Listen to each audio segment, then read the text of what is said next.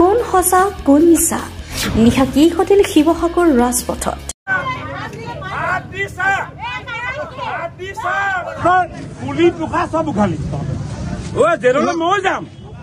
শিৱসাগৰ চহৰ ৰাজপথত সংঘটিত হোৱা নিশাৰ ঘটনাই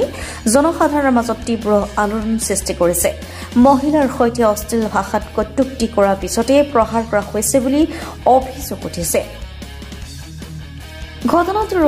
সত্যতাক লৈ বহু প্ৰশ্ন উত্থাপন হৈছে আৰক্ষীৰ সঠিক তদন্তৰ পাছতে ওলাব আচল ৰহস্য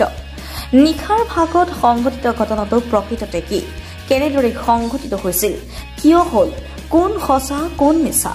মানে মই ঘৰতে আছিলো ফোনটা আহিলে যে এনেকে কাজিয়াখন হৈছে মোৰ ভঞ্জুৱাটোৰ লগত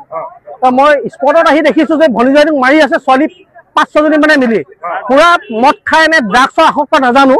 ইমানে বেয়াকে পিটিছে মই কথাটো তাৰপৰা ৰাইজৰ ওচৰত সুধিব গৈছিলে সেই 5টা ল'ৰাটোক যে পিটি আছে তাক কাজিয়াখন এৰাব যাওঁতে তই কেলে এৰুৱাবি বুলি ভনীজয়টো মাৰি মুখখন ফালি দিলে এই ছোৱালী 5জনীয়ে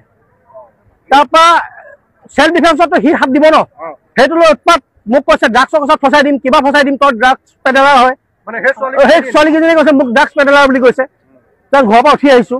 মই জনাত ইমান কথা জানো এই ছোৱালী 3জনীক এৰেষ্ট কৰি থানালৈ পঠিয়াই দিছো ধৰা হ'ল 3জনী ছোৱালী ধৰা হ'ল